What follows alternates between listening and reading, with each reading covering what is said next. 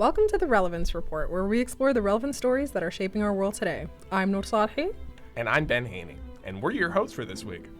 On today's show, get some insight into the Edmonton knife ban policy and some suggestions on how it may work, along with any flaws in the plan. Then we'll take a look into public transit safety in the city. I'll tell you all about the drama following the Edmonton Heritage Festival's cancellation and why you might not be seeing Ireland in future festivals. And finally, take a glance at the upcoming Oasis Reunion tour and what led to the band's breaking up in the first place. Have you ever noticed the rising rates of knife incidents within Edmonton? Getting a knife is surprisingly easy. Due to concerns about the easily accessible sale of knives and the resulting knife incidents within Edmonton, City Council has discussed implementing a knife ban in convenience stores citywide. But could some of the policies they suggest actually work? In this segment, Megan Reed discusses what some of the contents of this policy are, along with her opinion on how each may work best.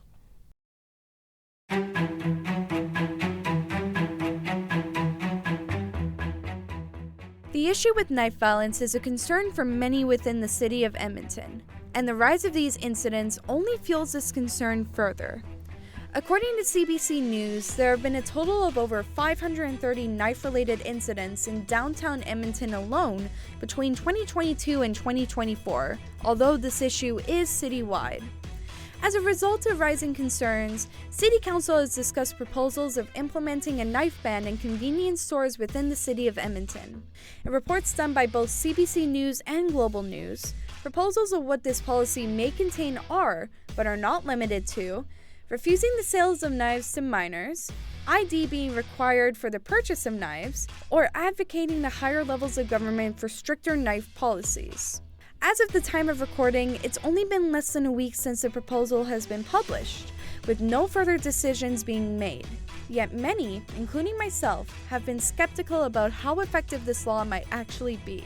I personally believe that there are many complexities to this case that could be addressed, but today, I'll be focusing on what I think should happen based on the 3 points I've mentioned. One question I've seen regarding this knife policy is the following. What knives have caused concern within the community? According to Alan Bolstad in an interview with Global News, he states that these specific knives, quote, weren't designed to butter your toast or to slice your bread. When you hold these things in your hand, you realize they're for one purpose only, as for when you're in a fight, to kill the other person, end quote. With this in mind, I believe that the types of knives that should be required to present ID before purchase should be collectibles, hunting, and any other knives that don't include cutlery or utensils. One thing to be noted is the major concern of who has free access to buying knives without further question in Edmonton, that being minors, as many fear some may be using these said knives for criminal intent. I believe that prohibiting the sale of knives to minors is a good thing, and it is also good to ID people who go to purchase knives. I believe that similar to the drinking laws here in Alberta, anybody who appears to be under the age of 25 should be required to show ID before payment. The largest issue to be noted with this policy is that currently, despite any ideas to advocate this to higher forms of government, this proposal is only being discussed locally within the city of Edmonton, and it will not affect Alberta or Canada entirely. The issue is, what was intended to be a restrictive policy will now become a minor inconvenience to any potential buyers, as they can just head to the next city over. I believe that knife incidents aren't just a local issue within Edmonton, but the entirety of Canada. This policy should be advocated to the federal government in order to be the most effective. According to Global News, parts of advocating to Ottawa about the proposal include regulating stricter sales on knives and funding support programs and mental health resources. I do believe that if stricter knife policies ultimately don't go through, it would be a good idea to fund more mental health and support resources for struggling groups not only within Edmonton, but in Canada, and further help prevent others from heading down bad paths with knife-related incidents and violence. While I don't believe that these policies will fully end the issues at hand, I do believe that they may help put a standstill to the increase altogether. With the correct amount of enforcement and support, these policies could potentially be effective in the long run.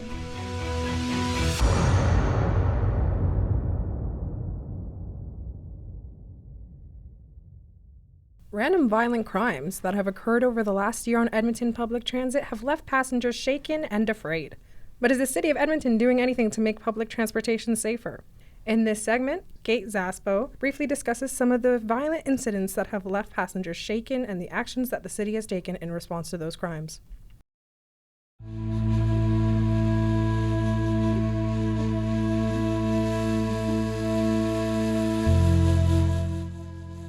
Edmonton Transit Service is something that I myself and many other Edmontonians use and rely on to get to work or school. But over the last few years, rising crime rates and random violent assaults taking place on ETS have created worry and safety concerns for passengers. As a university student myself, I rely on ETS to get to and from school almost every day, and I have experienced multiple incidents myself where I didn't feel safe either waiting for the bus or while on the bus.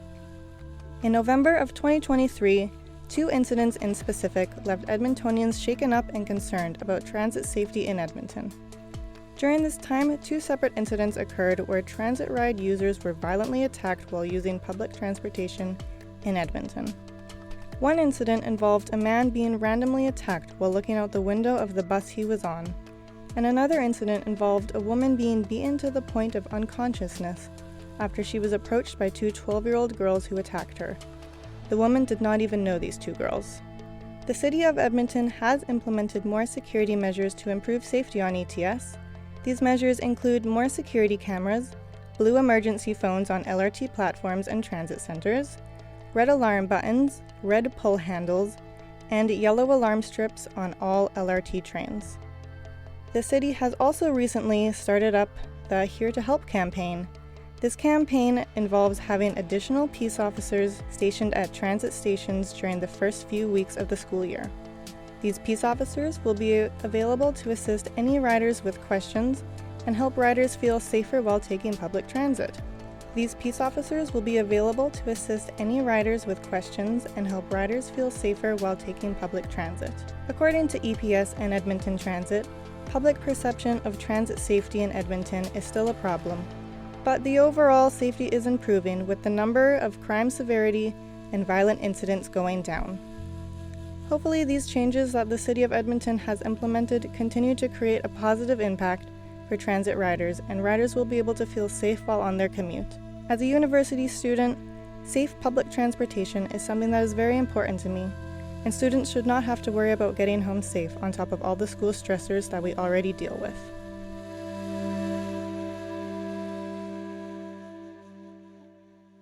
It's late September, and gathered in a makeshift meeting hall, the not-for-profit organizers behind the Edmonton Heritage Festival wait to hear what, if any, compensation will come their way following the festival's unexpected cancellation.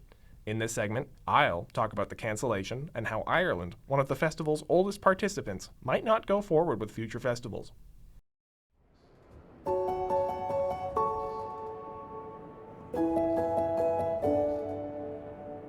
Edmonton's Heritage Festival is a 3-day-long event taking place every year on the August-long weekend, where visitors to the festival get to both see and taste the diversity of Edmonton. Founded in 1976, the festival started with a humble 11 pavilions. In the 48 years since the festival began, the number of diverse dining destinations has ballooned to 69. However, after the events of this year's festival, a storm rolling in, knocking over tents and damaging electrical and water systems, that number might just drop. Enter the Ireland Pavilion. Run by the Irish Sports and Social Society, a not-for-profit cultural group found at the intersection of 126th Street and 126th Avenue, Ireland has the prestigious title of being one of the original 11 pavilions. Offering stew, potato pancakes, and jaunty dance performances, Ireland is by no means a popular place for would-be culinary connoisseurs. Such circumstances have caused resentment to fester.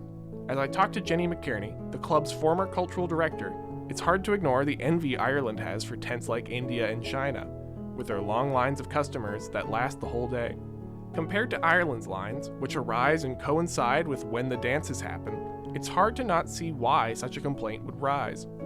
In years past, it was not an uncommon occurrence for the Irish to come away from the festival at a loss. Though 2023 was a good year, the club making a nice profit, 2024 and its last day's cancellation has caused good attitudes to sour for the organization. This year, Though things were looking good, the loss of a full day has proven disastrous. There was no profit this year. For Jenny, the chief concern is whether the weather situation will happen again. Will the festival weather such an occurrence? Especially given that climate change is likely to only bring more and more storms. At this point, all that can be done is wait. Though the organization behind Heritage Days has offered the tents $750 in grant compensation, it's likely not enough for the Irish Sports and Social Society, who presently debate their continued involvement.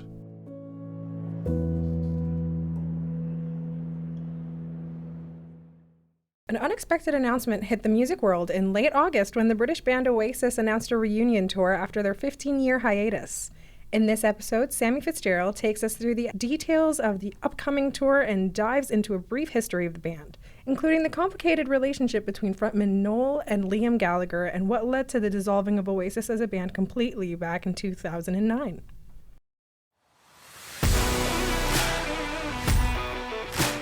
"15 years ago, on August 28, 2009, at the Rock en Seine festival near Paris, the British music phenomenon Oasis came to an abrupt end. After years of public infighting between band members and brothers Noel and Liam Gallagher, older brother Noel revealed to the Paris crowd that, quote, with some sadness and great relief, unquote, he was quitting Oasis. While it saddened fans, it was not a total shocker, as the brothers' relationship was always rocky at best. So it was a great surprise to the music world when on August 27, 2024, Liam and Noel officially announced the long-awaited Oasis Reunion tour. In a joint statement, the brothers declared that, quote, the guns have fallen silent, the stars have aligned, the great wait is over. Come see. It will not be televised, unquote. Set to take place in the summer of 2025, the brothers' journey starts again with multi-stop dates at the Cardiff Principality Stadium on July 4th and is currently set to end in Dublin Croke Park on August 17th. But losing Oasis did leave a gap in the music industry, as Oasis was an immediate sensation among British culture and were quickly blasted into stardom when their debut album, Definitely Maybe, hit #1 on the charts following its release in 1994. Following Definitely Maybe, the band was a staple amongst the people. From their chart success to the band's great connection with the lower-class population of their hometown Manchester, and even their very public battle of Britpop with fellow pop group Blur, people were just drawn to the band. The Gallaghers couldn't avoid success even if they wanted to after 1994, as the people wanted more and more, and Oasis would go on to help define British culture in the 90s and early 2000s. And their presence has trickled down into the modern music and fashion of the United Kingdom today, even going on to inspire bands like the Arctic Monkeys. So with their seemingly out-of-this-world success, which was largely due to the combination of the brothers' musically talents, why did the two brothers hate each other? Even with the feud haunting their entire careers, neither side has ever given a specific reason for this hatred, which has left fans wondering and watching on at the unexplained drama that has lasted since the band's creation. Technically, Oasis has had even more than one breakup through their history, as the brothers would trade off leaving the band over the years before coming back to reconcile before the big breakup in 2009. This includes Noel leaving the band in 1994, but quickly returning to finish their first North American tour. Following this, Liam would storm off stage of the band's 1996 MTV Unplugged performance after only showing up to 3 sessions of their 2 weeks worth of rehearsals, leaving lead guitarist Noel to take on role as lead singer, which would also result in Noel flying back home by himself out of anger a few weeks later. But the brothers would reconcile once again in order to finish their ongoing tour that year. But once again in 2000, Noel would leave the band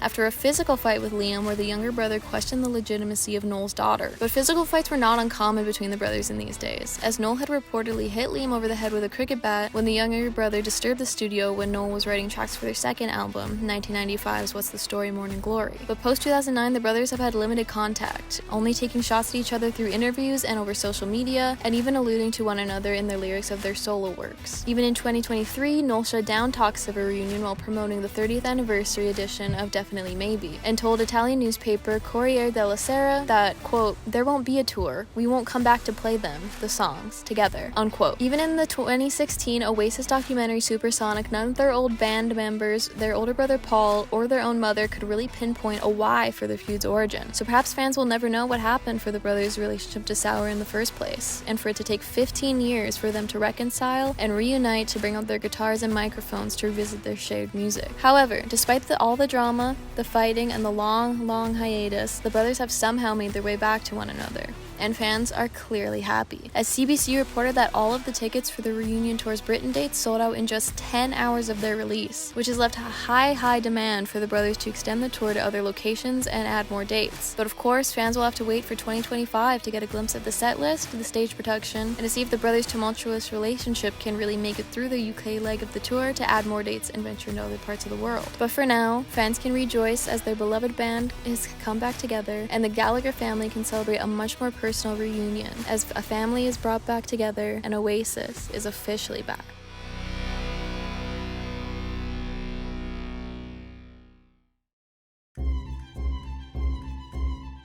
Thanks for joining us for the Relevance Report. This week's episode was produced by Nor Salhi, Megan Reed, Kate Sasbo, Sammy Fitzgerald, and Ben Haney. The show was edited by Megan Reed. The show's supervising producer is Sheena Rossiter. Additional studio supervision by Sasha Stanajovic. This episode was produced as part of the BCSC 206 Introduction to Audio and Video course in the fall 2024 semester. The course is part of the Bachelor of Communication Studies program in the Department of Communication at MacEwan University. The show is edited and produced out of the MacEwan Media Production Studio. Our theme music is called Buzzing by Kaylee Lambert. Other music used throughout the episode includes Risk by Studio Kolomna, No Place to Go by Serge Pavkin Music, Evening Glow, soft piano, by Calvin Clavier, and Stomping Rock, 4 Shots by Alex Grohl. All tracks are credited to Pixbay. Logo design for this podcast is by Sasha Stanajovic. I'm Ben Haney. And I'm Nor Salhi, your host for this week's episode. This podcast was recorded on Treaty 6 territory, the traditional and ancestral territory of the Cree, Dene, Blackfoot, Saulteaux, and Nakota Sioux. We acknowledge that this territory is home to the Métis settlements and the Métis Nation of Alberta, Districts 9, 10, and 11 within the historical North Saskatchewan River Territory. Don't forget to subscribe to the Relevance Report on Apple Podcasts, Spotify, or wherever you get your podcasts. And if you like what you hear, please leave us a review and rating. It really helps people find the show.